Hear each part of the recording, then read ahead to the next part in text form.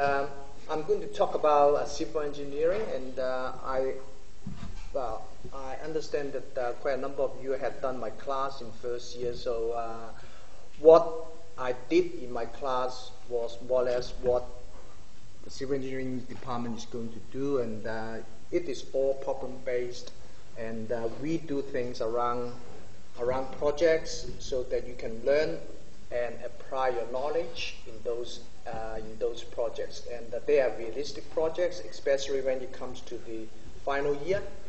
And so civil engineering is something that we don't need microscope to look at things. Whenever you open your eyes in the morning, and you can see the deeds of civil engineers, like your house, everything. So when you drive your cars to uni, and you see a lot of towers, bridges, and all sorts of things made by civil engineers. So what I'm going to do is to give you an introduction to what civil engineering is about, employment opportunities, and also our course details. And you might ask me any questions you like, and probably because it is approaching lunch, and so probably I'll answer you any questions outside there in the foyer after the presentation. And so what civil engineers do, and as I said, it is something that is visible, and you can see big projects like dams, and we always work with community, and whatever you build, you have to go through consultations with the community. We provide water, food, shelter, safety, and everything, especially disaster mitigations, and we try to relieve people from all sorts of natural disasters and provide communications, transport. And these three people, the first one is the famous Sir John Monash, and very closely related with this university, and also he was a civil engineer. The second one is the very first Vice Chancellor of Monash University, and the library medicine bears his name. And the third one is also a Vice Chancellor of Monash, and all three of them were civil engineers. So we do have quite a number of civil engineers within the university community. And what did we do? And we built all these famous constructions like City Link. This is Baltic Bridge, and also this is the East Link, and beautifully built. And I have driven on that quite a number of times. I found that this is one of the best projects that we have had in Melbourne. And also we built dams, and you can see that whenever there is a likely flooding, and civil engineers have to make some decisions. Famous one is a couple of years ago, and in Queensland when there was a flooding, and the civil engineers have to make the decision whether they should open the gate of the dam to release the water. Probably you heard about this. And the whole thing took to the court, and eventually the civil engineers were free of any conviction, and it was not their fault, and because they followed the instructions, and that they used their own judgment.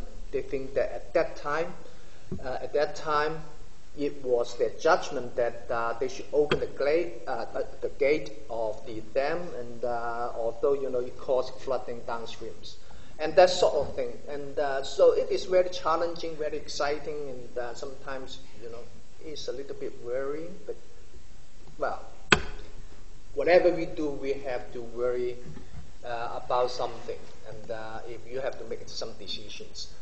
Pipelines, and we do underground things, and of course bridges. You can see that these are truss bridges. If you're doing 1020 in first year, or you have done 1020 in first semester, you might have done a project using trusses. They are the trusses, although they look big, but the principles for designing them are very simple. Like these I think I've shown you before in my 1020. This is the Grand Canyon Skywalk, and it is a cantilever structure, although it looks great, but the design principle behind it is very simple. After you have done your first year 1020, you should be able to come up with some sort of size to check the safety of the structure. So civil engineering is not that hard, but once it is built, and it looks great. And so we built stadia, and all sorts of stadia, and also Olympic stadium, and the 2008 Beijing Olympics.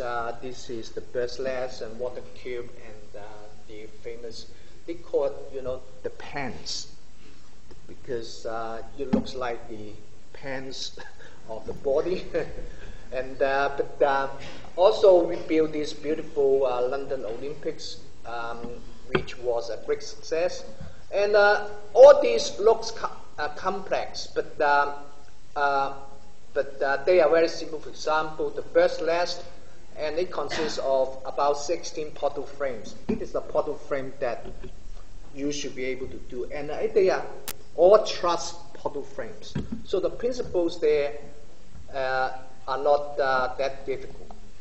And we also built the tallest building in the world in Dubai, and actually this building was designed and built by Australians and Arab, and was one of the consultants for building this tallest building. And apart from that, also we look at sustainability. I'm sure that you have done, or you are going to do, at least 1 or 2 lectures on sustainability for your projects as well.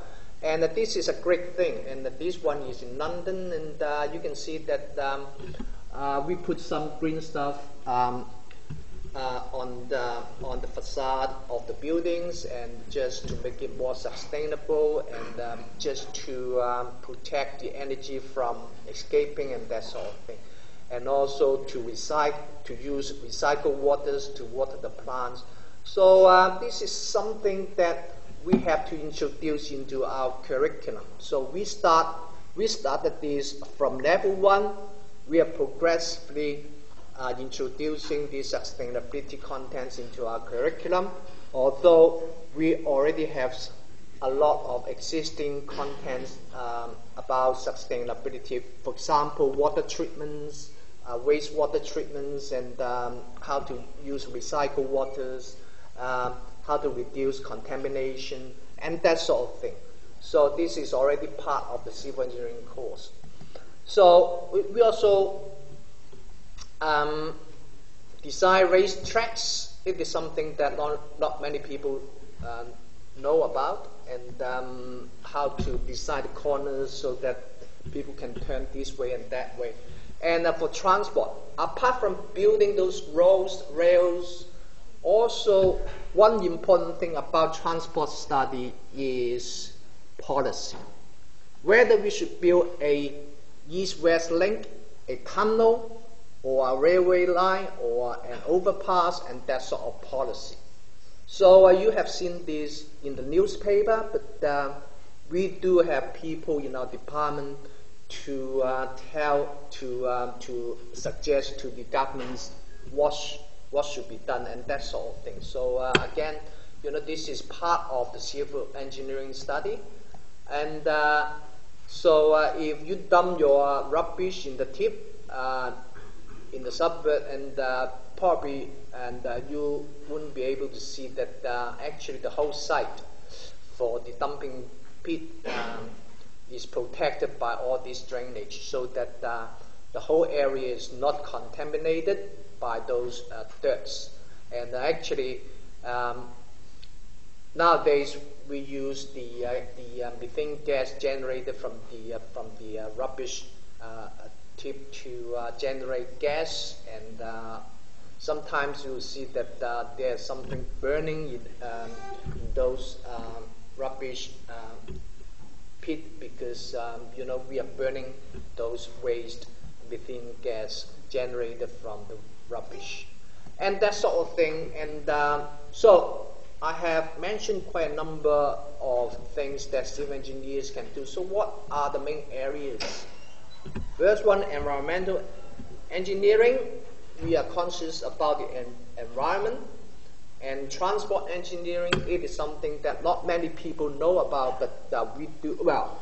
For example, RACV employs a large number of our graduates every year, and if you read the RACV magazines, a lot of those articles are written by civil engineers, and they become transport engineers. Water engineering, geotechnical engineering, which is anything underground. Anything underground belongs to geotechnical engineering, and structural engineering is anything overground, and like bridges, like buildings, and that sort of thing. So these are the 5 main areas. It is something that you see every day. And some civil engineering big projects, Opera House, Westgate Bridge, City Link, and the MCG, Newsstand, etc. So they are all built by engineers, and many international projects.